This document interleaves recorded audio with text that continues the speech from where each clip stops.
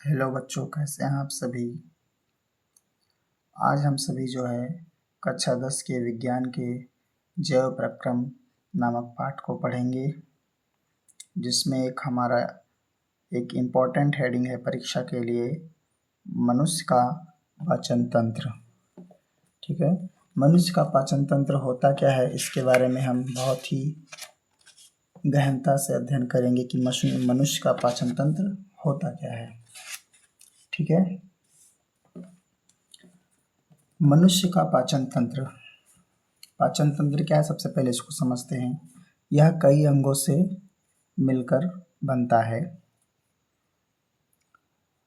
भोजन को चबाना, चबाए हुए भोजन को निगलना, निगले हुए भोजन को पचाना तथा अपच भोजन को बाहर त्यागना आदि प्रक्रियाएं पाचन तंत्र द्वारा होती हैं। पाचन तंत्र मुख से शुरू होता है। कहाँ से शुरू होता है बच्चों? मुख से शुरू होता है। यानी जैसे ही हम भोजन अपने मुख में लेते हैं, वहाँ से पाचन तंत्र शुरू हो जाता है हमारा। यह जटिल भोजन को सरल बनाता है, यानी हम जो भोजन खाते पीते हैं वो उसको छोटे छोटे टुकड़ों में बांटता है, पीसता है। ठीक है, यह जल, विटामिन, खनिज का पाचन नहीं करता है, क्योंकि यह छोटे छोटे होते हैं, इनका डायरेक्ट अवशोषण होता है। हम जो भोजन खाते पीते हैं उसमें जल होता है, विटामिन होता है और खनिज होते हैं, तो उसका पाचन तंत्र पाचन नहीं करता है, क्योंकि ये छोटे होते हैं। ठीक है, तो इनका डायरेक्ट हमारा पाचन तंत्र अवशोषण कर लेता है। पाचन तंत्र एक फिजियोकेमिकल प्रक्रिया है। मैंने आपको फिजियोकेमिकल प्रक्रिया क्यों कहा, आप इसे ध्यान से समझिए। पाचन फ्यूजियो का मतलब होता है भौतिक तरीके से है, और केमिकल मतलब रासायनिक तरीके से है। जब हम भोजन को अपने मुंह में खाते हैं तो अपने दांतों से उसे पीसते हैं। ठीक है, महीन महीन टुकड़ों में बांटते हैं उसे, और फिर उसमें हमारे मुख के अंदर जो लार उपस्थित होता है उससे उससे हम अपने जिह्वा के द्वारा मिक्स करते हैं।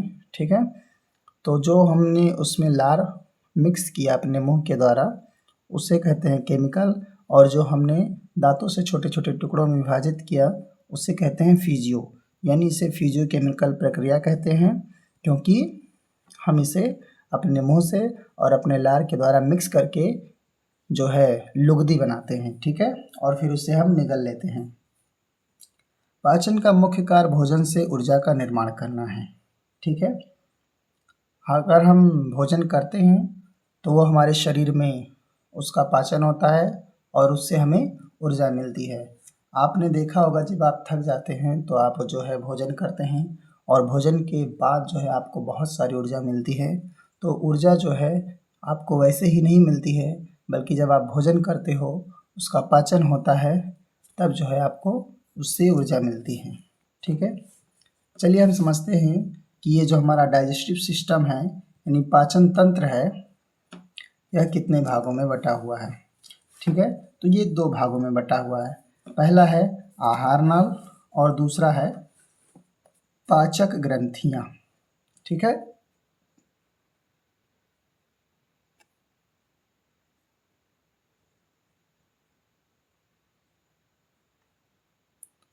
पहला है आहार नल और दूसरा है पाचक ग्रंथियां। पाचन तंत्र हमारा 2 भागों में बटा हुआ है, आहार नल और पाचक ग्रंथियां। आहार नल को हम अंग्रेजी में एलिमेंट्री कैनल के नाम से जानते हैं। ठीक है, और पाचक ग्रंथियों को अंग्रेजी में हम डाइजेस्टिव ग्लैंड्स के नाम से जानते हैं। आपको इन सभी अंगों के अंग्रेजी में भी नाम आना चाहिए, क्योंकि आप सभी लोग अंग्रेजी को ज़्यादा फोर्स डालते हैं पढ़ने पर, लिखने पर, समझने में। तो आप भी और ज़्यादातर बायोलॉजी में तो और आप इंग्लिश पर ध्यान दीजिए, क्योंकि ज़्यादातर इंग्लिश वर्ड का ही यूज होता है। साथ में आप हिंदी भी जानिए और अंग्रेजी भी उसकी जानिए। ठीक है, तो मैंने आपको डाइजेस्टिव सिस्टम का हिंदी बताया था पाचन तंत्र, और आहार नाल की अंग्रेजी होती है एलिमेंट्री कैनल, और पाचक ग्रंथियाँ की अंग्रेजी होती है डाइजेस्टिव ग्लैंड्स।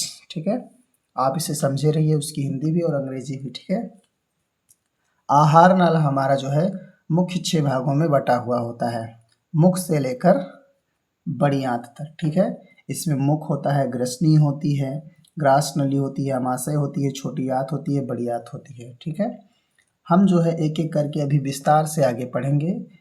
तब तक के लिए अभी हम शॉर्टकट में छोटे छोटे जानते हैं कि मुख से जो है हमारा भोजन पाचन करना शुरू करता है और बड़ी आंत तक ये पचता रहता है। ठीक है, फिर उसके बाद भोजन कहाँ जाता है उससे भी मैं आपको आगे समझाऊंगा, बताऊंगा। ठीक है, दूसरा है पाचक ग्रंथियाँ। पाचक ग्रंथियों में हमारी लाल ग्रंथि आती है, जठर ग्रंथि आती है, लीवर आता है, पित्ताशय आता है, अंगनाशय आता है और आंत्र ग्रंथ आती है। मैं इन सभी को आपको जो है समझाता चलूँगा और उनकी अंग्रेजी भी बताता चलूँगा। ठीक है, तो आप लोग बहुत ही ध्यान से समझिए, जहाँ आपको ना समझ में आए आप कमेंट बॉक्स में पूछ सकते हैं।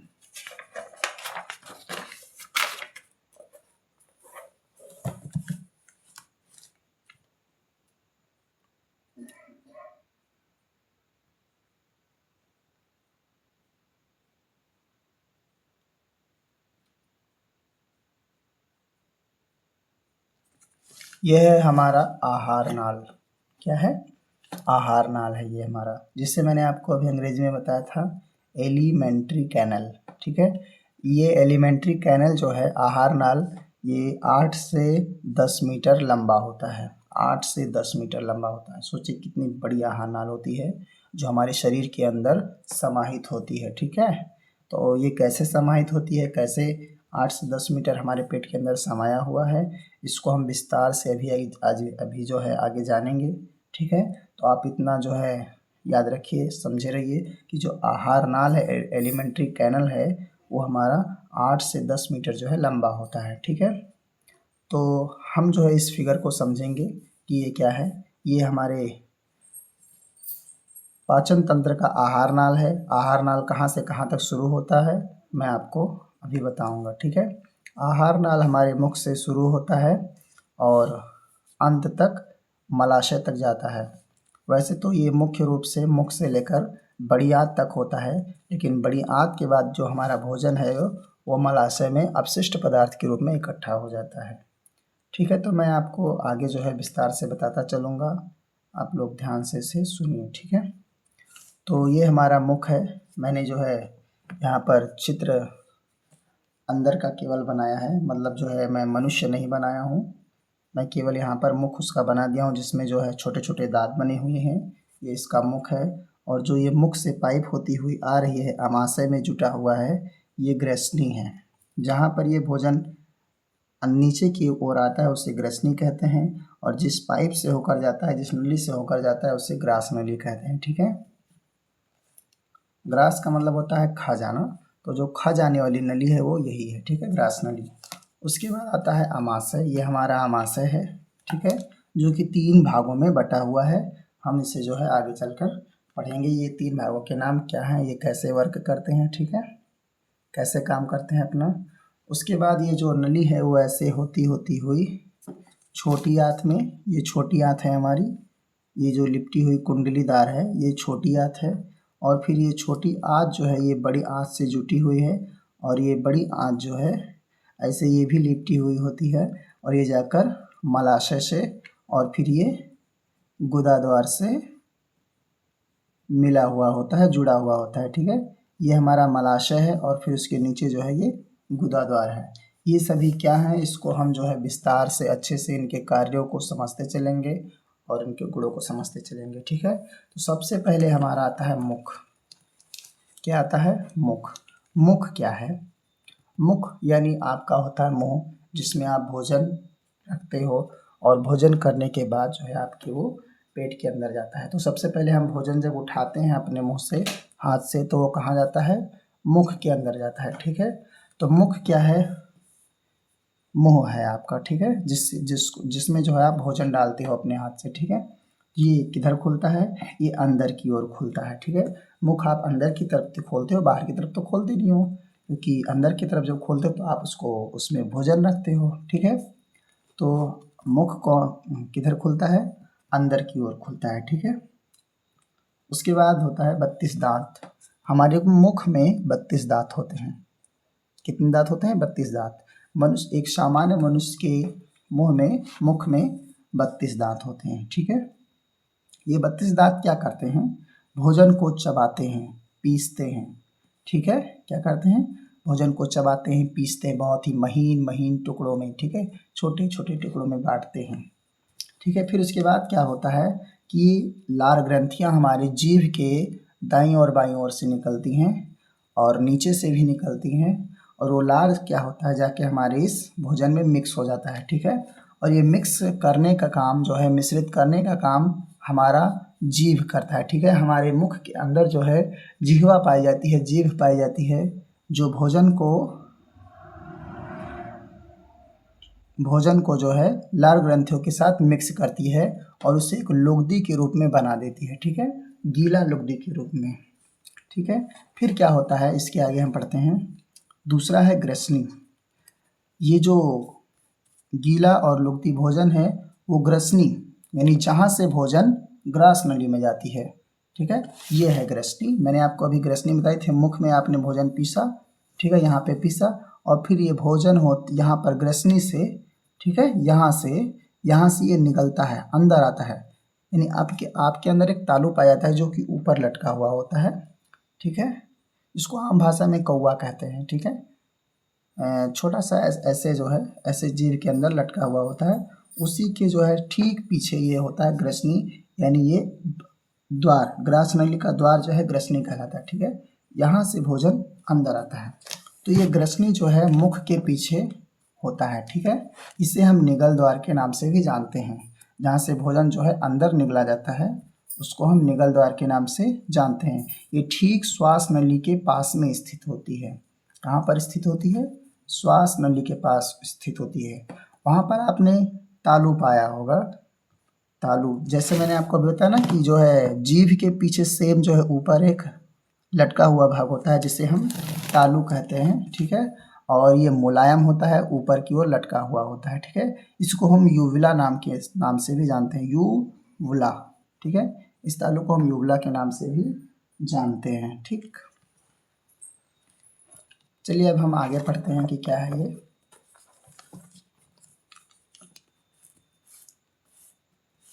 अब हम बात करते हैं ग्रास नली की। मैंने आपको अभी निगल द्वार यानी जो है ग्रसनी बताया। अब ग्रसनी से भोजन होते हुए जो है ग्रास नली में पहुंचता है। अब ग्रास नली में क्या चीज़ है इसे हम जानते हैं। ग्रास नली 25 सेंटीमीटर लंबी होती है। कितनी लंबी होती है, 25 सेंटीमीटर लंबी होती है। ये अमाशय नहीं, सॉरी, श्वास नली के नीचे स्थित होती है, ठीक है। मान लीजिए ये श्वास नली है ऊपर, तो इसके जो है नीचे जो है ये स्थित होती है ग्रास नली, ठीक है। और ये इसका जो नीचे का भाग है वो अमाशय में जाकर खुलता है, जिसे हम उदर गुहा कहते हैं, ठीक है। हमारा जो पेट है ये उदर गुहा है और इसी के अंदर जो है अमाशय स्थित होता है। ये मैंने जो है अमाशय का स्ट्रक्चर भी बनाया है। चौथा पॉइंट हमारा अमाशय ही है, ठीक है। ये जो है ये पाइप जो है ग्रास नली है, ठीक है।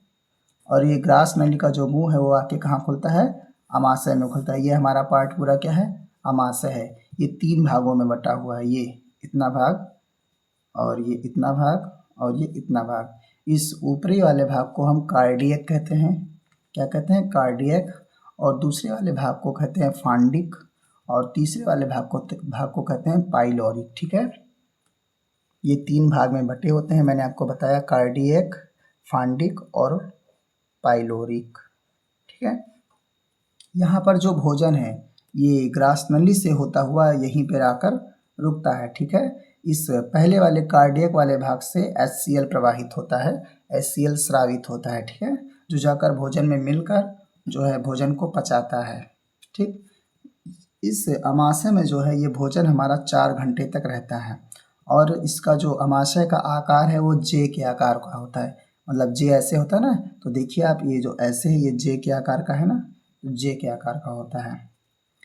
ये जो है 25 से 30 सेंटीमीटर लंबी होती है 25 से 30 सेंटीमीटर लंबी होती है। सोचिए आप, ये आपके पेट के अंदर समाया हुआ है। और जो ये है 7 से 10 सेंटीमीटर चौड़ी होती है। 25 से 30 सेंटीमीटर लंबी जे आकार में और 7 से 10 सेंटीमीटर चौड़ी होती है। यहाँ पर क्या होता है, भोजन जो है ग्रास नली से होते हुए आमाशय में आता है। मैंने आपको अभी पहले ही बताया कि ग्रास नली से भोजन होते हुए कहाँ पर आता है, आमाशय में, जो कि मैंने यहाँ पे लिखा है, ठीक है। और आमाशय की जो दीवार होती है ये मोटी होती है और पेशीय युक्त अस्तर की होती है, ठीक है। इसकी दीवार मोटी और पेशीय स्तर युक्त होती है आमाशय की। उसके बाद बात करते हैं हम जठर रस की। इसके अंदर यानी आमाशय के अंदर जो है जठर रस स्रावित होता है, ठीक है। कौन सा रस स्रावित होता है, जठर रस। मैंने आपको HCl भी बताया था यहाँ पर, और ये जठर रस है। जठर रस होता क्या है हम आपको और अच्छे से डिटेल में बताएंगे आगे, ठीक है। और यहाँ पर एक एंजाइम, 2 एंजाइम जो है स्रावित होते हैं, जिनके नाम है पेप्टिक और जाइमोसेनिक एंजाइम। ये पाचक एंजाइम स्राव करते हैं जो भोजन को पचाने में सहायता करते हैं, ठीक है। मैंने आपको अभी बताया यहाँ पर कि HCl का स्राव होता है कार्डियक में, जो कि मैंने आपको यहाँ पर भी बता दिया है कि HCl जो है हमारे आमाशय में स्राव होता है इसका, ठीक है। और यहाँ पर म्यूकस भी बनते हैं, ठीक है। म्यूकस क्या होता है इसको हम और अच्छे से डिटेल में आगे जानेंगे, तब तक आप ये समझे रहिए कि यहाँ पर HCl का स्राव और म्यूकस भी बनते हैं। और सबसे मुख्य कार्य जो है भोजन का पचना, ठीक है। यहाँ पर जो भोजन रुका हुआ रहता है 4 घंटा, वो क्यों रुका रहता है, भोजन को पचाने के लिए, ठीक है। अब आगे देखते हैं कि आमाशय का कार्य क्या है, ठीक है। आमाशय का कार्य यह है कि यह पाचन का कार्य करता है, सबसे मुख्य कार्य है, मुख्य कार्य यही है इनका आमाशय का कि ये भोजन को पचाता है, ठीक है। आप मुंह से लुगदी टाइप बनाते हो और ये भोजन को और पचाता है, ठीक है। बहुत छोटे छोटे कणों में, एकदम आटा से भी, ठीक है, गेहूं के आटे से भी महीन महीन कणों में इसको पीसता है, बहुत ही छोटे छोटे, ठीक है। और फिर उसके बाद इसे लेई के रूप में बनाता है। लेई जैसे आप जो आटा सानते हो ना, आटा जो है रोटी बनाने के लिए आटा जो सानते हो उसे लेई कहते हैं, ठीक है। तो उसी की तरह इसको बना देता है, ठीक है। और ये क्या करता है, उसको पतला करता है, बहुत पतला करता है, और इसको संग्रहित रखता है। यानी पतला पाचन करता है, फिर लेई बनाता है, फिर इसको पतला खूब करता है, ठीक है। और फिर संग्रहित कर लेता है यहाँ पर। और फिर क्या होता है, ये जीवाणु का नाश करता है। ये जो मैंने आपको HCl बताया ना, यहाँ पर HCl स्राव करता है, ये HCl ही है जो भोजन में उपस्थित छोटे छोटे कीटाणुओं को, जीवाणुओं को मार देता है, ठीक है। ये HCl ऐसा इसलिए होता है ताकि हम जो है बीमार ना हो पाए, ठीक है। इसलिए भोजन जो है हमारे बीमारियों से रक्षा करने में सहायता करता है, ठीक है। उसके बाद जो आमाशय है, ये भोजन जो है आमाशय से होते हुए छोटी आंत में पहुंचता है। कहाँ पर पहुंचता है, छोटी आंत में। मैंने आपको जो बताया था कि आमाशय से जो भोजन होता हुआ कहाँ पर पहुंचता है, इस छोटी वाले आंत में पहुंचता है, ठीक है। फिर छोटी आंत में आने के बाद क्या होता है, देखिए, छोटी आंत जो द्विकुंडलित होती है, ठीक है, ये लंबी होती है। कितनी लंबी होती है, 6 से 7 सेंटीमीटर लंबी होती है। और यहाँ पर ये पाचक रस का स्राव होता है। ये पाचक रस का कौन सा स्राव होता है हम आपको जो है आगे बताएंगे, ठीक है, वीडियो में अच्छे से। जब हम आपको पाचक ग्रंथियाँ बताएंगे तो वहाँ पर पाचक रस भी बताएंगे कि छोटी आंत में कौन सा पाचक रस स्राव होता है, ठीक है। इसका जो मुंह है, यानी जो छोटी आंत का मुंह है, वो जाके उदर गुहा में खुलता है, ठीक है। कहाँ पे खुलता है, उदर गुहा में खुलता है। और इसका जो आकार वो कुंडलित होता है, यानी ऐसे उठा हुआ होता है, ठीक है। और इसके अंदर जो आकार है वो छोटे छोटे अंगुली के समान, मतलब ऐसे ऐसे, मतलब एक ये जैसे आपका रोआ है ना, ऐसे ऐसे उंगलियों की तरह छोटे छोटे होते हैं, ठीक है। वो क्या करते हैं, भोजन को आगे आगे सरकाने का काम करते हैं, ठीक है। मान लिया भोजन है तो ये भोजन यहाँ पर आगे जो है सरकाने का काम करते हैं कि वो जो है धीरे धीरे फिसलते हुए आगे बढ़े, ठीक है। उसके बाद आता है बड़ी आंत। छोटी आंत से भोजन जो है आकर बड़ी आंत में पहुंचता है, ठीक है।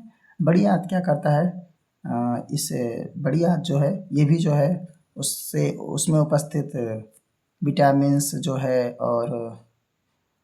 और प्रोटीन, इनका जो है अवशोषण करता है, ठीक है। ये अधिक चौड़ी होती है, ये जो है छोटी आंत मतलब छोटी छोटी पतले पतले द्विकुंडल से बनी होती है, लेकिन जो बड़ी आंत है वो बहुत बड़ी बड़ी द्विकुंडल से बनी होती है। ठीक है, इसमें क्या होता है कि ये बड़ी आंत ये 7 फीट लंबी होती है। क्या होती है? 7 फीट लंबी होती है। और बड़ी आंत जो है, बड़ी आंत से भोजन होते हुए ये मलाशय में खुलता है। ठीक है, मलाशय में खुलता है।